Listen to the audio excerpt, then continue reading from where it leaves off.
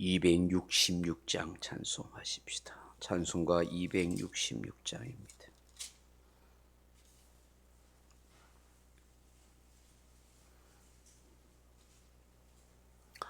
찬송가 266장 찬송 부르십시다. 주의 피로 이른 샘물 참기고 넓도다.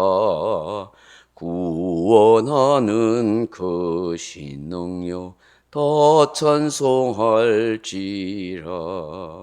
찬송하세 주의 보혈 그 샘에 지금 나아가 죄의 깊이 빠진 이 몸 그 피로 씻어 맑히네. 죄악 세상 이김으로 거룩한 길 가는 나의 마음 성전 삼고 주께서 계시네.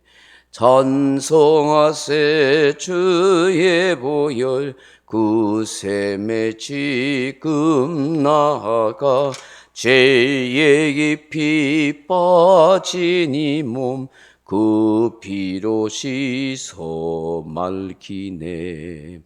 주 예수를 깊이 아는 놀라운 그 은혜 하늘나라 즐거움이 매일 새롭도다. 찬송하세 주의 보혈 그 샘에 지금 나아가 죄의 깊이 빠진 이 몸 그 피로 씻어 맑히네. 아멘. 하나님 말씀은 히브리서 9장 15절에서 26절 말씀까지 같이 읽습시다. 신약성경 히브리서 9장 15절에서 26절 말씀까지 같이 읽으십시다. 히브리서 9장 15절입니다. 이로 말미암아 그는 새 언약의 중보자이시니 이는 첫 언약 때에 범한 죄에서 속량하려고 죽으사 부르심을 입은 자로 하여금 영원한 기업의 약속을 얻게 하려 하심이라. 유언은 유언한 자가 죽어야 되나니 유언은 그 사람이 죽은 후에야 유언한즉 유언한 자가 살아있는 동안에는 효력이 없느니라. 이러므로 첫 언약도 피 없이 세운 것이 아니니 모세가 율법대로 모든 계명을 온 백성에게 말한 후에 송아지와 염소의 피 및 물과 붉은 양털과 우슬초를 취하여 그 두루마리와 온 백성에게 뿌리며 이르되 이는 하나님이 너희에게 명하신 언약의 피라 하고 또한 이와 같이 피를 장막과 섬기는 일에 쓰는 모든 그릇에 뿌렸느니라. 율법을 따라 그의 모든 물건이 피로서 정결하게 되나니 피 흘림이 없은즉 사함이 없느니라. 그러므로 하늘에 있는 것들의 모형은 이런 것들로서 정결하게 할 필요가 있었으나 하늘에 있는 그것들은 이런 것들보다 더 좋은 제물로 할지니라. 그리스도께서는 참것의 그림자인 손으로 만든 성소에 들어가지 아니하시고 바로 그 하늘에 들어가사 이제 우리를 위하여 하나님 앞에 나타나시고 대제사장이 해마다 다른 것의 피로서 성소에 들어간 같이 자주 자기를 드리려고 아니하실지니 그리하면 그가 세상을 창조한 때부터 자주 고난을 받았어야 할 것이로되 이제 자기를 단번에 제물로 드려 죄를 없이 하시려고 세상 끝에 나타나셨느니라. 아멘. 사랑하는 성도 여러분, 예수 그리스도를 새 언약의 중보자라 그렇게 말씀하십니다. 새 언약이라는 것은 곧 옛 언약이 있다는 것이고 또 무엇보다도 첫 언약이 있다 하는 것을 말씀하십니다. 그 첫 언약이 무엇이었겠습니까? 바로 아담과 맺은 언약입니다. 동산에 있는 모든 것은 임의로 먹되 동산 중앙에 있는 선악을 알게 하는 나무의 실과를 먹지 말라. 이것을 먹는 날에는 반드시 너가 죽으리라. 이 선악을 알게 하는 나무의 실과를 통해서 아담은 자신이 피조물인 것을 알아야 했고 내 위에 하나님이 계심을 알고 창조주 하나님을 경외하는 믿음으로 살아가야 했습니다. 그래서 하나님이 이 아담과의 언약을 통해서 하나님이 하나님 되심을 알려주신 거고 아담 자신이 하나님이 될 수 없고 피조물이고 하나님을 경외하는 신앙 속에서 하나님과 친밀한 교제를 나누어야 하는 인생이었습니다. 그럼에도 불구하고 아담은 이 사단의 꾀에 넘어가서 범죄하고 불순종하여 하나님의 언약을 깨뜨리고 말았습니다. 그로 말미암아 죄가 들어오고 그 결과로 죽음이 찾아왔지요. 그 후로 하나님께서 또 모세를 통하여 이스라엘 백성들에게 옛 언약을 세우셨습니다. 속죄함과 생명을 유지하는 이 옛 언약은 무엇을 통해 가능하도록 하셨습니까? 오늘 본문에 보시면 송아지와 염소의 피로 또한 물과 붉은 양털과 우슬초를 취해서 그 두루마리와 온 백성에게 뿌림으로 가능하게 되었다. 이 짐승의 피로 정결을 하게 되었다. 이것이 다 하늘의 모형이고 그림자고 일시적인 것이라 그렇게 말씀하십니다. 그런데 하나님께서는 이제 이 옛 언약이 아닌 새 언약을 주셨다고 말씀합니다. 그 새 언약이 누구십니까? 예수 그리스도라는 것입니다.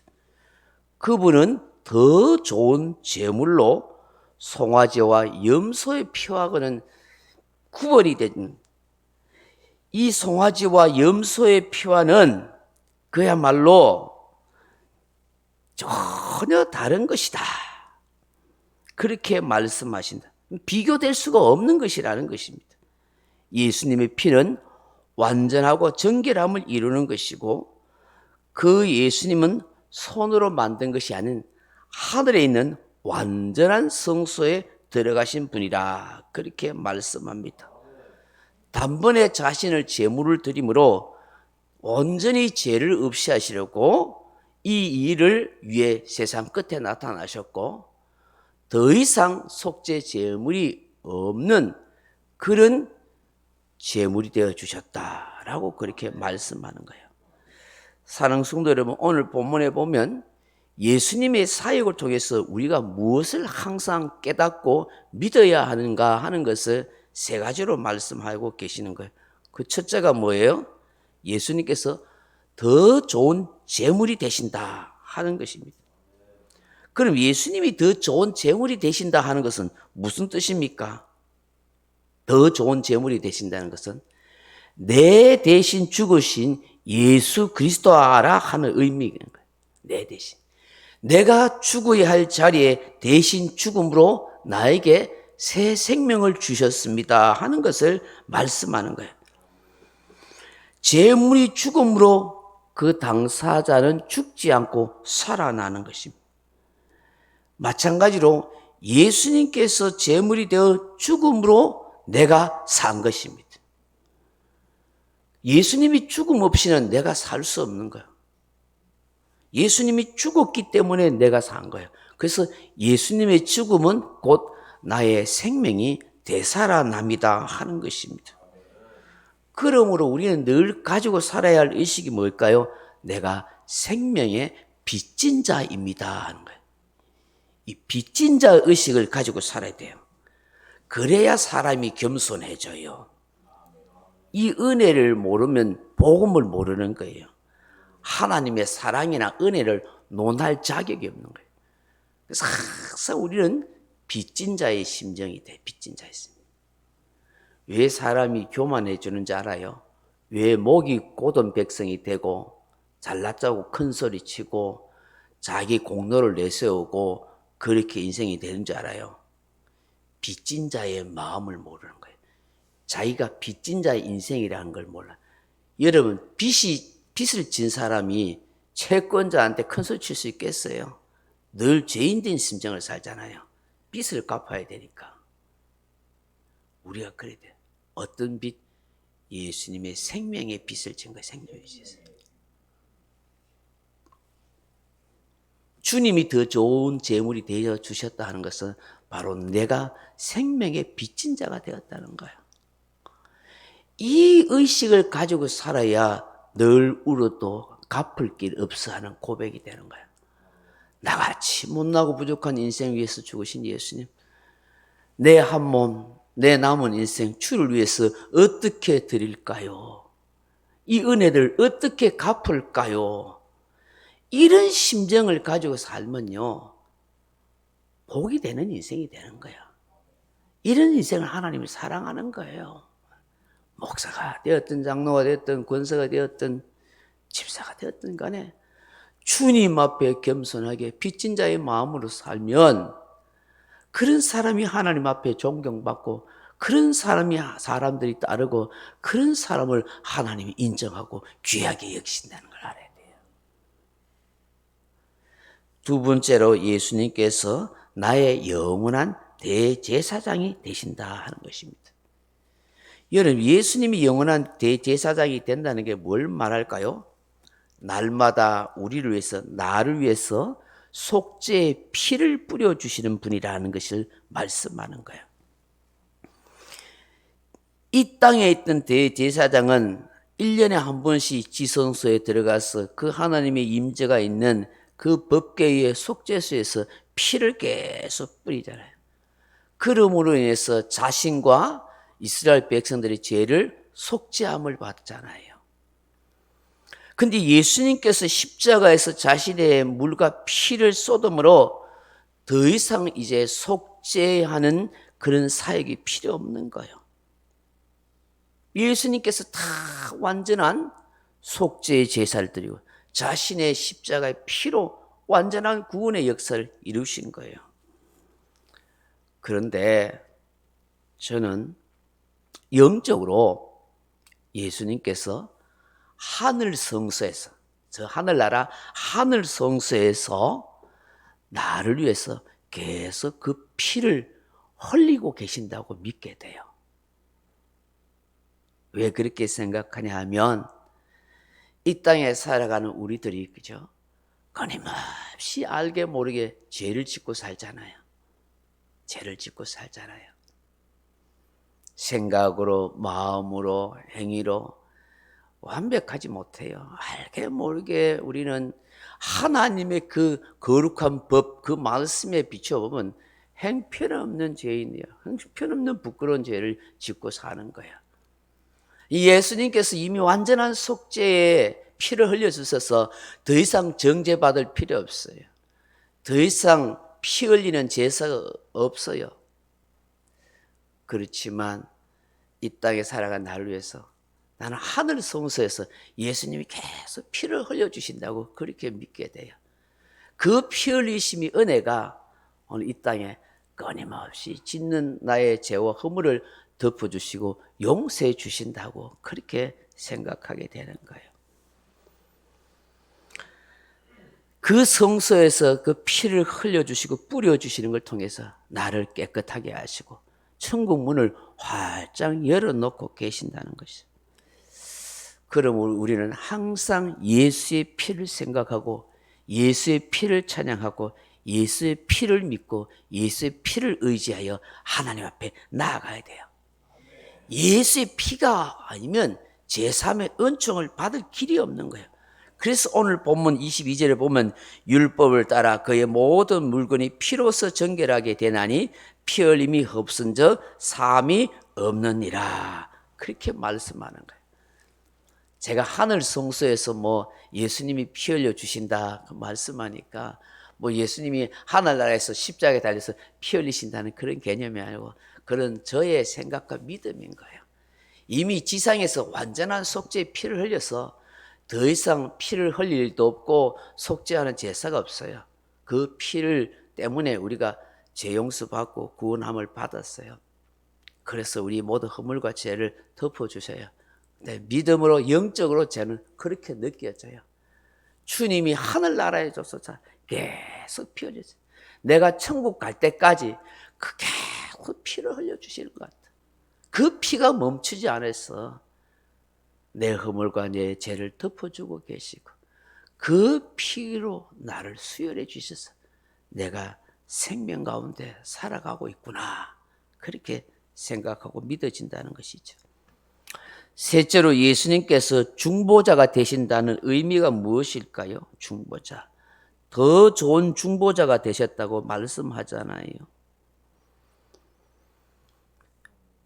날 위해 계속해서 하나님 우편에서 중보 기도해 주시는 분이시다 하는 거예요.